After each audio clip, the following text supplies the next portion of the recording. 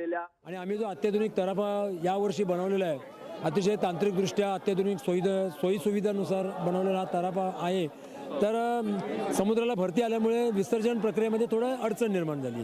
ती नैसर्गिक थोडीशी कठीण प्रसंग होता तो. तर आम्ही प्रयत्न खूप सर्व कार्यकर्त्यांनी आमच्या मंडळाने अतिशय प्रामाणिकपणे मेहनतीने प्रयत्न केले त्या सकाळच्या आलेल्या कठीण प्रसंगावर मात करण्यासाठी, परंतु ते असफल राहिले थोडेसे. परंतु पुन्हा एकदा मंडळाने प्रयत्न करून आज आपण इथे आम्ही वाट बघितली, ओहोटी आलेली आहे. तराफा इथे आमचा व्यवस्थित सुस्थितीत आहे.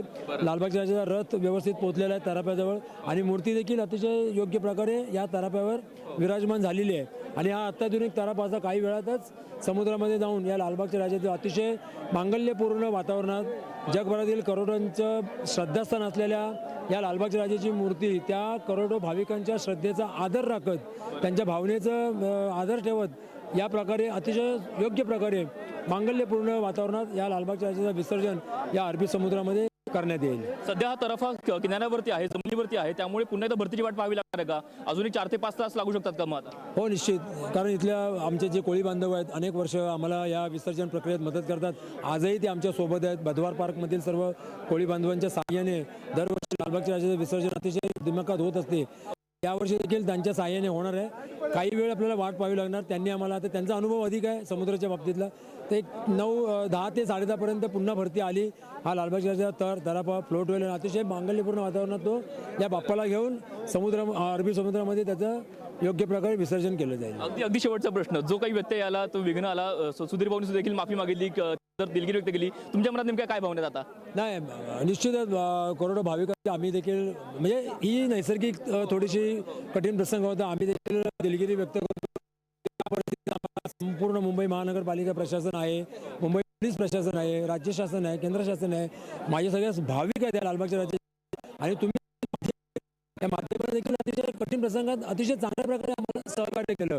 ही जी श्रद्धा आहे तुमची, ही लालबागच्या राजाच्या प्रती आहे आणि लालबागच्या राजा मंडळाच्या प्रती आहे. कारण हे अनेक वर्षाचं नाते आहे, हे ऋणबंध आहे. त्यामुळे येणाऱ्या काळामध्ये देखील आम्ही असंच ठेवण्याचा प्रयत्न करू आणि बाप्पाचे जे दरवर्षीचा उत्सव आहे सगळ्यांना सोबत घेऊन सगळ्यांच्या सहकार्याने अशाच प्रकारे जल्लोषात साजरा करू. धन्यवाद.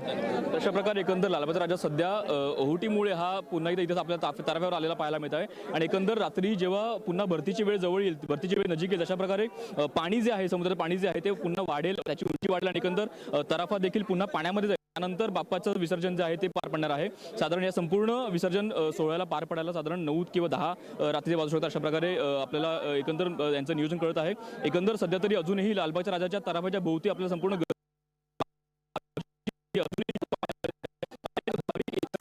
अजूनही गर्दी करून आहेत. बाप्पाचं एक दर्शन मिळावं, बाप्पाची एक झलक पाहता यावी, बाप्पाचा एक फोटो आपल्या मोबाईलमध्ये टिपता यासाठी संपूर्ण आपल्याला भाविकांची मोठी गर्दी पाहायला मिळत आहे.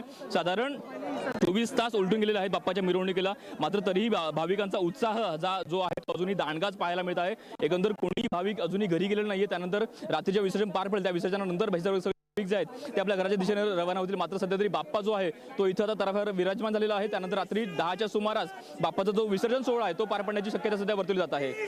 कॅमेरा विनोद नाईकसह भूषण शिंदे, लोकशाही मराठी, मुंबई.